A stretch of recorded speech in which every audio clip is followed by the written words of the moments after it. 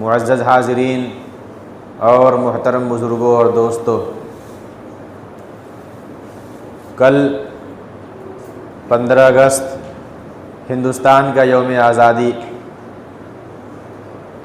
اس مناسبت سے ہماری گفتگو کا موضوع بھی یہی ہونا چاہیے۔ عام طور سے 15 اگست کے دن جو گفتگو کی جاتی ہے اس میں جنگ آزادی میں مسلمانوں کے کردار پر بات ہوتی ہے۔ ظاہر ہے کہ مسلمانوں نے انگریزوں سے ہندوستان کو آزاد کرانے میں نمایاں کردار ادا کیا، لہٰذا اس اعتبار سے گفتگو ہوتی ہے۔ لیکن آج ہم گفتگو کریں گے اس بات پر کہ ہندوستان کی تعمیر و ترقی میں مسلمانوں نے کیا کردار ادا کیا، انگریزوں کے ہندوستان آنے سے پہلے بھی اور انگریزوں کے ہندوستان چھوڑ کر جانے کے بعد بھی۔ تو یہ 3 دور بنتے ہیں۔ ایک دور وہ جب ہندوستان پر مسلمانوں کی حکومت تھی، دوسرا دور وہ جب ہندوستان پر انگریز قابض ہو گئے، اس سے آزادی دلانے میں مسلمانوں کا کردار، اور تیسرا دور وہ ہے کہ آزاد ہندوستان کے اندر مسلمانوں نے اس کی تعمیر و ترقی کے لیے کیا کردار ادا کیا۔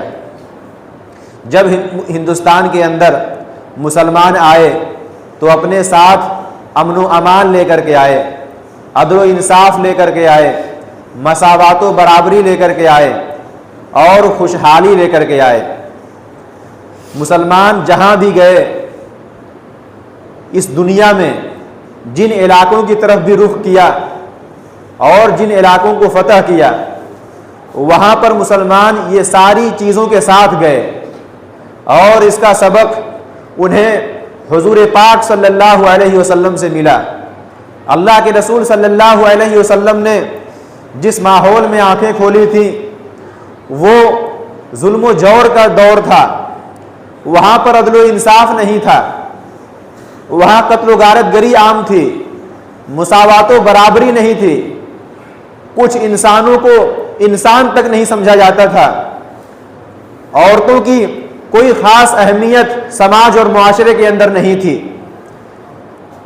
لوگ اپنے آپ کو سب سے اچھا سمجھتے تھے اور دوسری زبان بولنے والوں کو، دوسری نسل کے لوگوں کو، دوسرے علاقے کے لوگوں کو ذلیل اور حقیر سمجھا کرتے تھے۔ لیکن اس ماحول میں اللہ کے رسول صلی اللہ علیہ وسلم نے یہ اعلان کیا کہ اے لوگو، تم سب آدم کی اولاد سے ہو اور آدم کی پیدائش مٹی سے ہوئی ہے، تمہیں کسی کو کسی پر کوئی فضیلت حاصل نہیں ہے، نہ کسی رنگ کے لوگ آدمی کو، نہ کسی نسل کے آدمی کو، نہ کسی زبان کے آدمی کو، تم سب آدم کی اولاد سے ہو، سب ایک ہو، سب ایک انسان ہو، سب کو دنیا میں رہنے کا اور جینے کا حق حاصل ہے۔ یہ اعلان اللہ کے رسول صلی اللہ علیہ وسلم نے کیا۔ اور حبشہ کے رہنے والے بلال کو، جو سیاہ فام تھے، بلیک تھے، آج بھی کالوں کو وہ عزت اور مقام نہیں ملا۔ آپ سوچئے کہ اس زمانے میں ان کی کیا حیثیت رہی ہوگی۔ حبشہ کے رہنے والے بلال کو اللہ کے رسول صلی اللہ علیہ وسلم نے اپنے سینے سے لگایا اور انہیں اپنی مسجد کا مؤذن مقرر کیا۔ فارس کے رہنے والے سلمان کو اللہ کے رسول صلی اللہ علیہ وسلم نے اپنے سینے سے لگایا اور ان کے بارے میں یہ کہا کہ سلمان میرے گھر کے آدمی ہیں۔ روم سے آنے والے صہیب کو اللہ کے رسول صلی اللہ علیہ وسلم نے اپنے سینے سے لگایا اور انہیں عزت و مقام دیا۔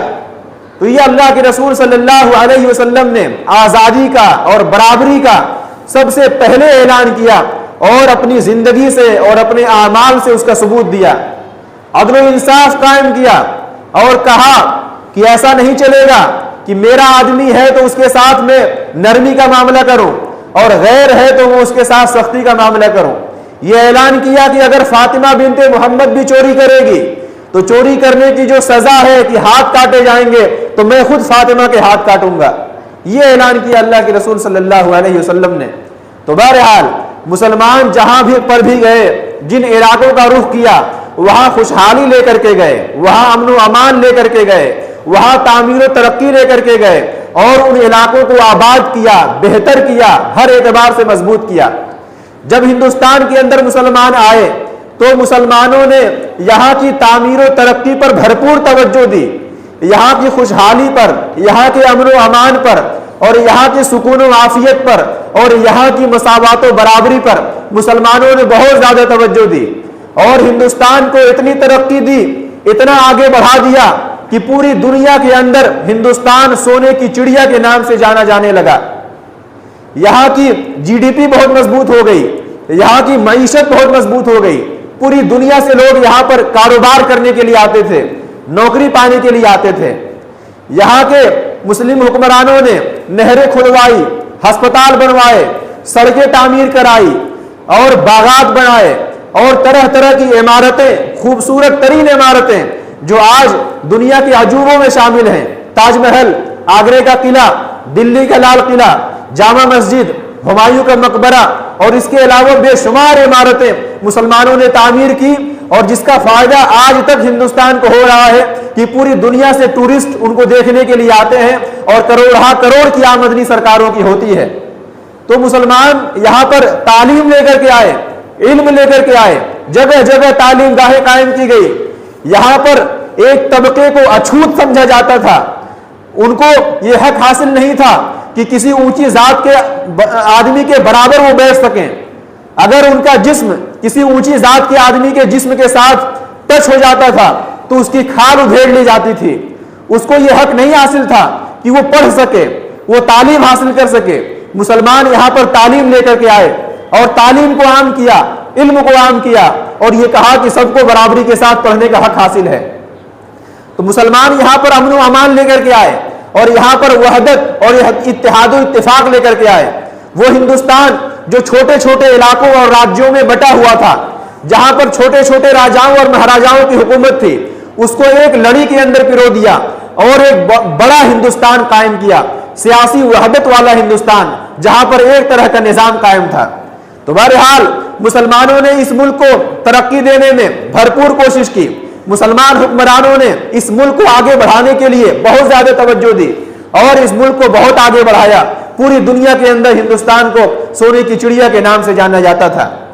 پھر ایسا ہوا کہ ہندوستان پر انگریزوں کی نظر پڑی، یہاں کی دولت پر، یہاں کے مال پر، یہاں کی معیشت پر۔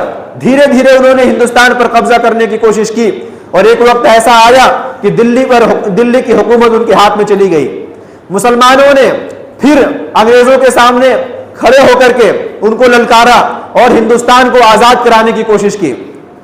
سراج الدولہ سے یہ لڑائی شروع ہوئی، ٹیپو سلطان اور ان کے والد حیدر علی سے ہوتے ہوئے محدث دہلوی شاہ عبد العزیز، جن کا فتویٰ کہ آج سے ہندوستان دارالحرب ہو گیا ہے اور مسلمانوں کے اوپر یہ لازم اور ضروری ہے کہ انگریزوں سے ہندوستان کو آزاد کرانے کی فکر کریں۔ پھر ان کے شاگردوں سے ہوتے ہوئے سید احمد شہید، شاہ اسماعیل شہید، پھر اس کے بعد ہندوستان پہنچا 1857 کی جنگ آزادی کی طرف۔ وہاں پر بھی مسلمانوں نے قائدانہ کردار ادا کیا۔ بہادر شاہ ظفر کی قیادت میں پورے ہندوستان کے اندر بغاوت پیدا کی گئی، اور انگریز حکومت کے خلاف لوگوں کو بھڑکا کر کے ان کو کھڑا کیا گیا۔ پورے ہندوستان کے اندر بغاوت پھیل گئی، لیکن اللہ کا کرنا ایسا ہوا کہ وہ بغاوت ناکام ہوئی، وہ جنگ آزادی ناکام ہوئی، اور اس کے نتیجے میں مسلمانوں پر انگریزوں کا کریک ڈاؤن شروع ہو گیا۔ جہاں پر بھی داڑھی ٹوپی والے لوگ نظر آتے تھے، ان کا خیال تھا کہ یہی لوگ تھے جنہوں نے یہاں کے لوگوں کو بھڑکایا اور یہاں کے لوگوں کو ہمارے مقابلے میں کھڑا کیا، اور ان کو پھانسی دینے کی کوشش کی جاتی، توپوں کے دہانوں پر کھڑا کر کے گولوں سے اڑا دیا جاتا، سوروں کی کھالوں میں بند کر کے ان کو آگ کے حوالے کر دیا جاتا، اور علماء کو بدترین ظلم و ستم کا نشانہ بنایا جاتا۔ خود دہلی کے اندر جہاں 500 کے قریب مدرسے تھے، حالت یہ ہو گئی تھی کہ جنازہ پڑھانے والا کوئی آدمی نہیں ملتا تھا۔ اس درجے مسلمانوں پر ظلم و ستم کیا گیا۔ ہر درخت پر مسلمانوں کی لاشیں جھولتی ہوئی نظر آ رہی تھی۔ بہرحال اس پوری لڑائی میں 1857 تک مسلمان تنہا انگریزوں سے لڑتے رہے۔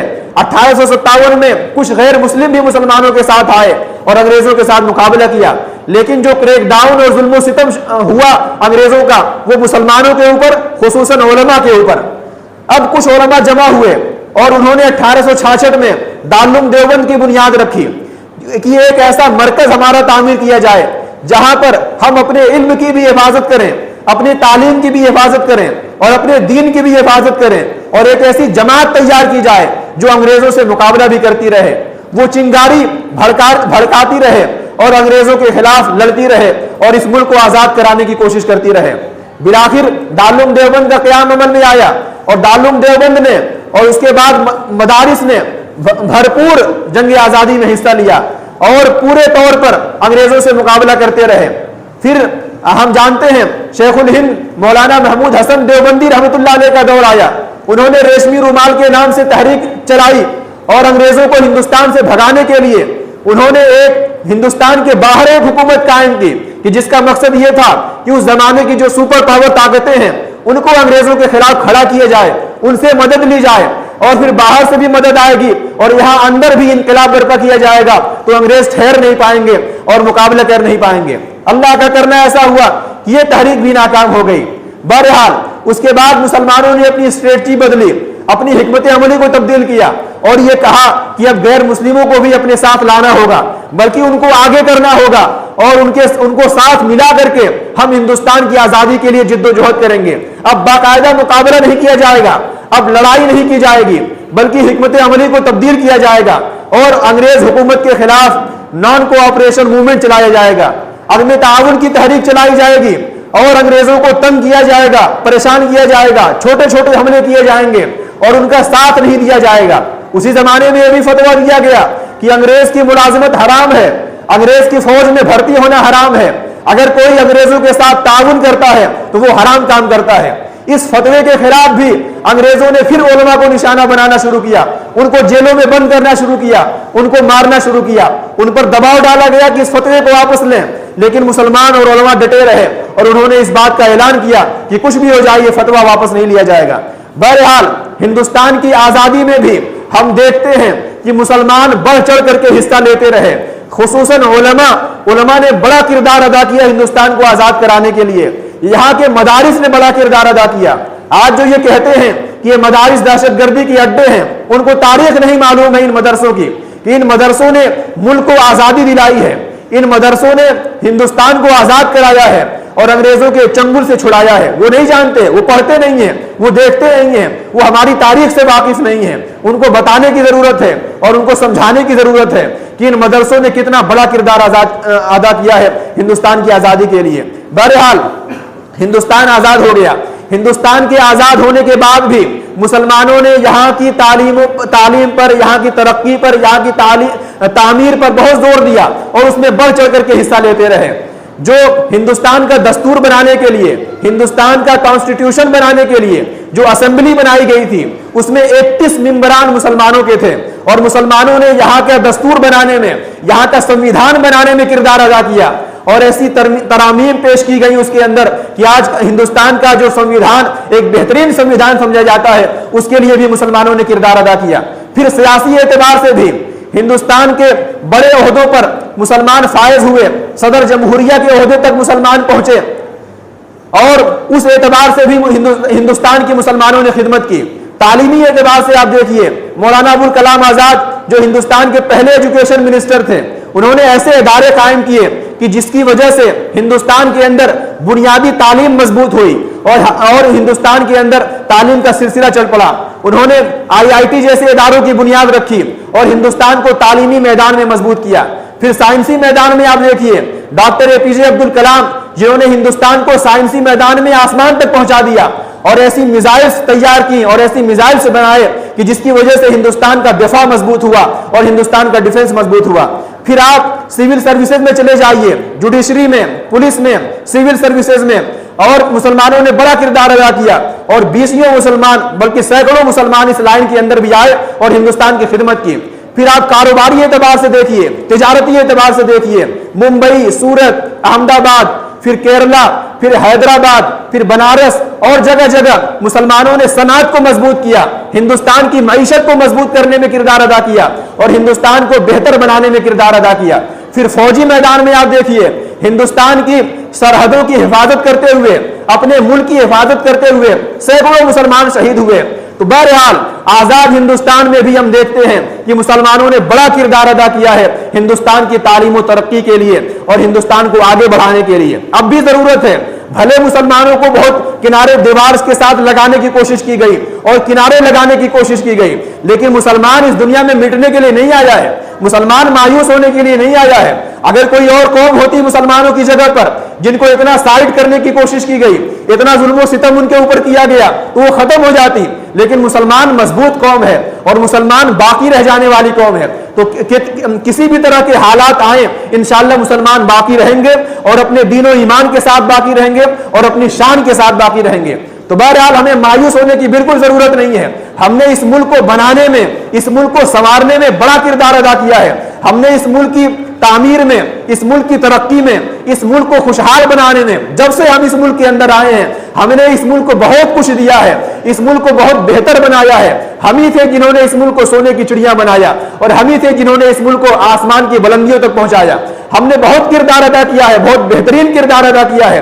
تو کسی بھی طریقے سے مایوسی کا شکار ہونے کی ضرورت نہیں ہے, پست ہمتی کا شکار نہیں ہونے کی ضرورت ہے, معذرت خواہانہ رویہ اختیار کرنے کی ضرورت نہیں ہے.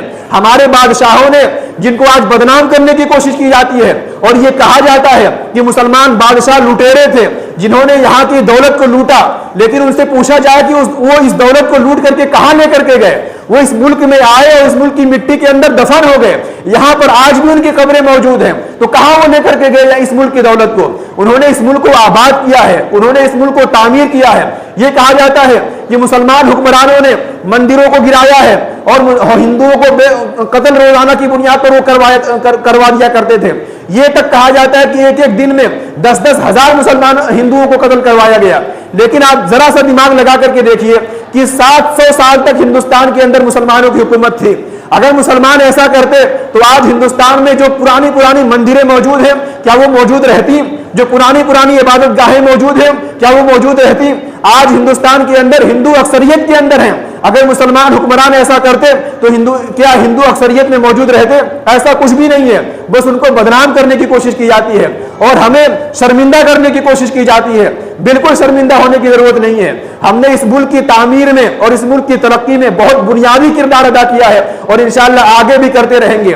اس ملک کے ہم وفادار ہیں, اس کو اپنی مٹی سمجھتے ہیں اور اس ملک کو اپنا ملک سمجھتے ہیں. یہیں پر ہم پیدا ہوئے اور یہیں پر مر کر کے اس کی مٹی میں ہم دفن ہو جائیں گے, کہیں اور باہر جانے والے نہیں ہیں. تو اس مٹی کے ساتھ ہماری وفاداری ثابت کرنے کی کوئی ضرورت نہیں ہے. ہم وفادار ہیں اور اس ملک کے تعمیر و ترقی کے لیے ہم کوشاں ہیں. اس ملک کو آگے بڑھائیں گے انشاءاللہ اور جب تک رہیں گے اس ملک کو بہتر سے بہتر بنانے کی کوشش کرتے رہیں گے. اللہ تبارک و تعالی ہم سب لوگوں کو سمجھنے کی توفیق عطا فرمائے.